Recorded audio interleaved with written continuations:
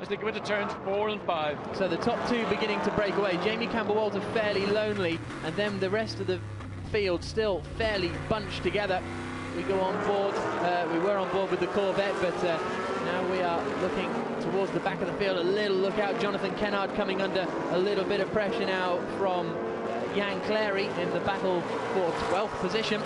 But as the rest of the field, we've got that interesting kind of lower top 10 pack, which I think is going to develop throughout this race. And there is the 40 car, as I said, being started by Mark Henerici. He is currently running in 11th position as they head through turn 11. Gap between first and second, just under a second, 0.895.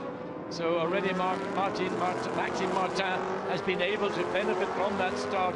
Got into turn 1, managed to sneak just ahead of Richard Westbrook in the Nissan. Richard chose not to force the issue. He could have about tried it, but he was going to be on the outside of the corner anyway, and the penalty might have been more a loss of position rather than a gain of position. On board we go with Benjamin Lauenberger, down into the final corner, but across the line then comes our leaders. 1.3 seconds, and then it's a further 1.8 seconds back to Jamie Campbell-Walter in 3rd place. Then we've got Steph Dusseldorp, then we've got Darren Turner already up to 5th position.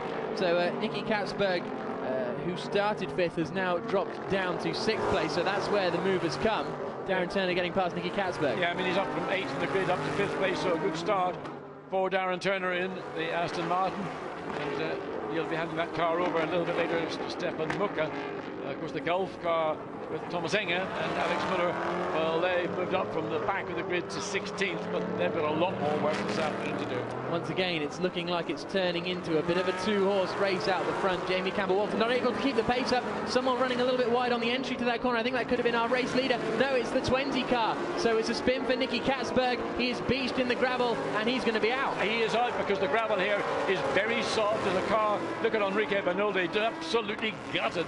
But the gravel here is soft, and a car goes into it, particularly the way Katzberg's backed it into the gravel trap. It isn't coming out without outside assistance, and that will be their race over. I hate to say it, but I fear that was a bit of a rookie mistake. It just looked like he got wheels on the grass on the way in. He certainly got the wheels on the grass on the way out, and that was the car. Once it was going backwards, nothing Katzberg could do. So another disappointment for the car that Enrique Bernoldi has been in all year. As we go back to the lead car, Maxime Martin, as they came across the line, the last time it was 1.3 seconds, and the gap, well, it looks roughly the same, maybe a couple of tenths more. It was 0.4 of a second quicker Maxime Martin was on the first hot lap of the race. It's another 0.3 on this lap, so the gap up to 1.6 seconds.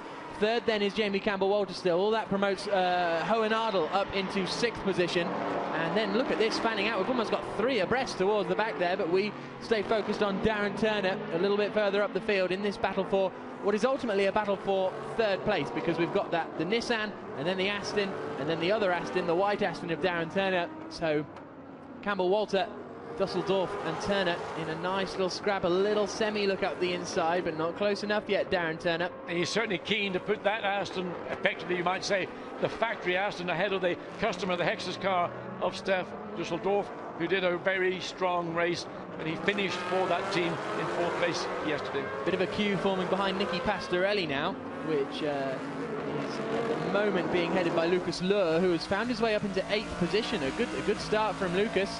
Yeah, again, they started on the 6th row of the grid, so again, he's made up some positions. Lucas Luhr benefiting now without having to carry the weight that they had, the success ballot. So, of course, it hurt him badly in the qualifying race, but now more able to make progress much more quickly. A little bit scruffy through the chicane, took him quite a while to get back on the power. Takes a wider line into turn 12 than Nicky Pastorelli, and as a result just closes in a tiny bit through turn 13, which is more of an acceleration zone. Then another long sweep at turn 14. Yeah, you can hear having to get out of the throttle coming through the corner, because immediately you exit out of 14, it's down to the left and an off-camber left-hand corner, so everybody getting out of the throttle very much early in the corner.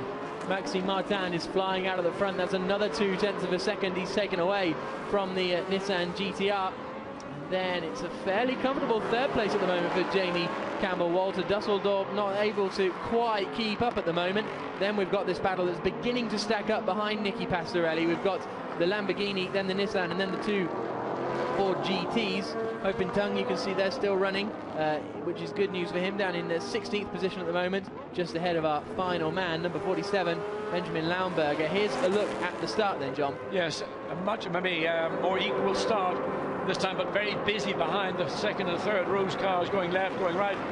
Richard Westbrook did think about it, but he backed out of it. He knew if he had tried to force the issue around the outside, the track is dirty with both dust due to the nature of the topography. You can see one of the Fords kicking it up on the inside going into turn 2, but also a lot of rubber being shredded from the tires on this circuit, aggressive circuit, clean circuit. So lots of rubber, and drivers trying to stay online as much as possible. So that's where Katzberg initially lost out. He got pushed towards the outside of turns 2 and 3, and then would subsequently beach it, I think all by himself.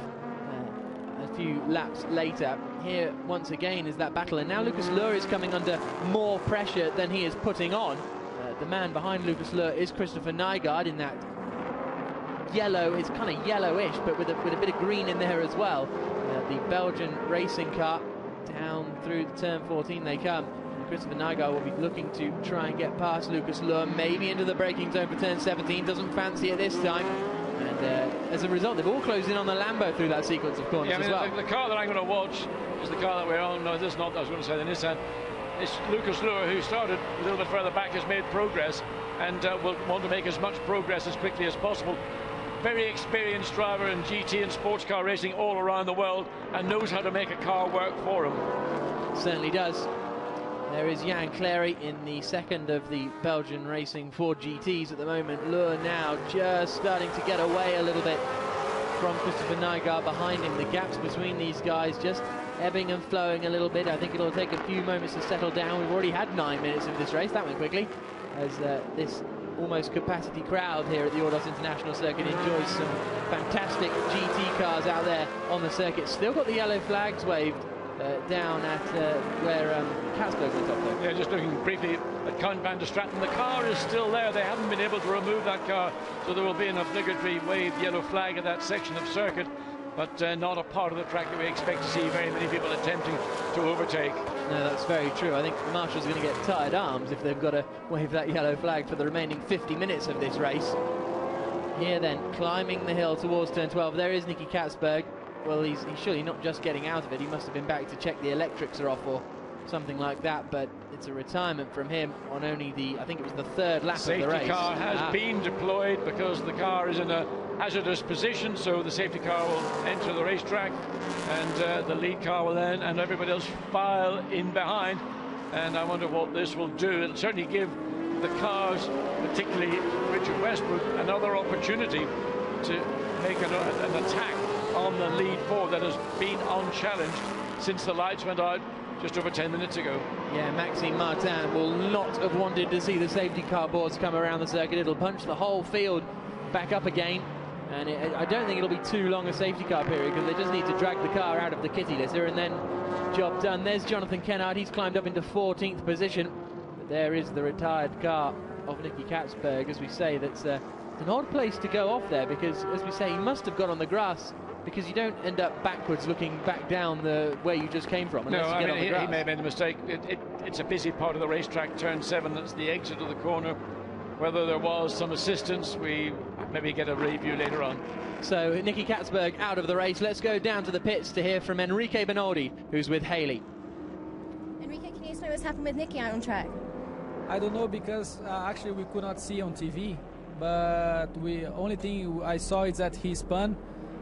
Maybe he got hit by somebody, or it happens, you know. It's a bad weekend for us, and he tried he stayed on the car trying to restart, but as the car was on the gravel, he couldn't restart, and the engine was getting hot, so he had to switch off. It's a shame. Thank you. A very disappointed Brazilian there, Enrique Benoldi. Might as well get changed out of his fireproof overalls. And so we're going to see at the very up ahead, we're going to see the spin. And so totally unassisted. That was just down to Nicky Katzberg. He just turned in, the back end broke away, and he had no chance at all to catch that.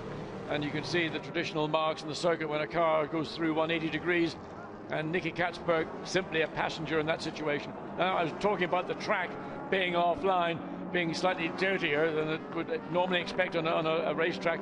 The back end of the car is still in gear. They're pulling it now. Whether maybe there's a problem, maybe that's what caused the problem, because the rear wheels are locked, and the car, in theory, should be in neutral. He wouldn't have left the car running with the car engaged in gear, so maybe there was a problem that Nicky Katzberg got caught out by.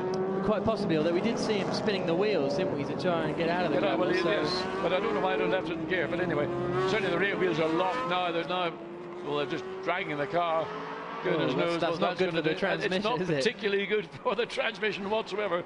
Pushing the back of the car to try and get it removed to safety as quickly as possible. It's a shame that Nicky Katzberg isn't there to assist getting the car into neutral and enabling them to pull it away much more easily, but principally without any damage to the transmission. Possibly that's why we saw him going back to the car to try and put it into neutral, but alas, I think the Sumo Power team will be wincing watching that one. A bit of busy work for them in preparation for next week's race at Beijing. So not too long to go before the safety car comes in, I would predict, because it looked as though they had almost cleared Nicky Katzberg's car. The interesting thing is going to be doing a restart, because we see so often that, especially in kind of European racing, people tend to be a little bit slower on the restart compared to, you know, American oval racing or something like that, where you really have to be on it. Well, there's a different culture of using yellow flag. I mean, yellow flag is used obviously for danger on the racetrack or track inspection, but sometimes it's used to enhance the show, and therefore the drivers in North America are more familiar with it and they understand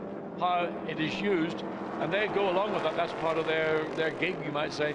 In Europe it is used solely to remove a car from a hazardous position to safety, and of course the corner workers that are involved in removing that have got to be respected as well, and therefore it's only when the race director is comfortable with the track being clear of both personnel and equipment that then the safety car will be withdrawn and the race will get back underway. We're now, 15 minutes approximately into the race, and in a further 10 minutes the pit lane will be opening for those mandatory pit stops, driver change and tyre change. Absolutely, so probably a bit of a frustrating time for the drivers that are out there at the moment. They just want to be at full racing speed. I didn't see the lights off on the safety car when it came through last time, when it came up through this sequence of corners. Maybe it will have taken them off up at the front, because it looked as though Nicky Katzberg's car was pretty much cleared. A rundown of the order then: Maxime Martin leads, Richard Westbrook in second, Jamie Campbell Walter third, Steph Dusseldorp in fourth, fifth for Darren Turner, sixth for Owen Ardle, seventh for Nicky Pastorelli, eighth for Lucas Lund, ninth for Nygaard, and 10th for Mark Henerici.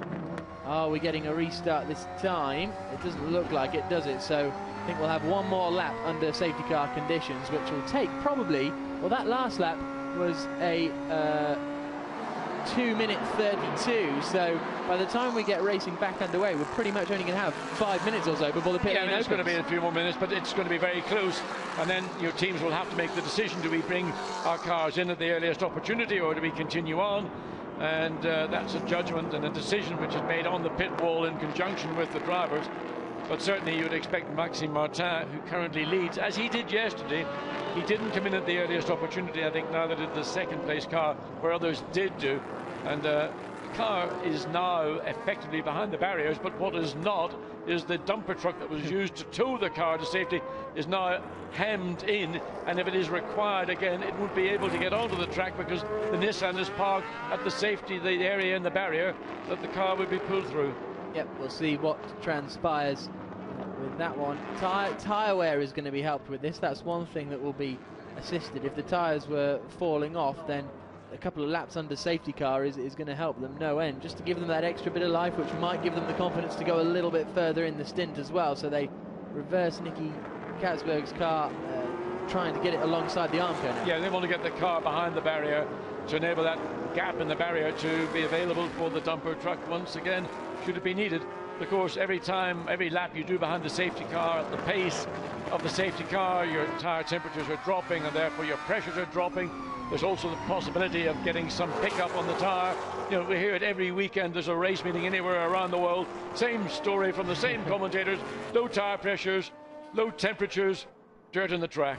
Safety car in at the end of this lap has just flashed up on our timing screen, so we're about to go racing once more at the Ordos International Circuit. Peter Dumbrecht watching on, hoping that his teammate in the 22 Nissan, Richard Westbrook, can try and get a jump or something on Maxime Martin as the field begins to back up. When will Maxime Martin drop the hammer and go for it? Will he wait till he's out of the final corner, or will he already be on the gas? There's Benjamin Lauenberger, the 47 Lamborghini.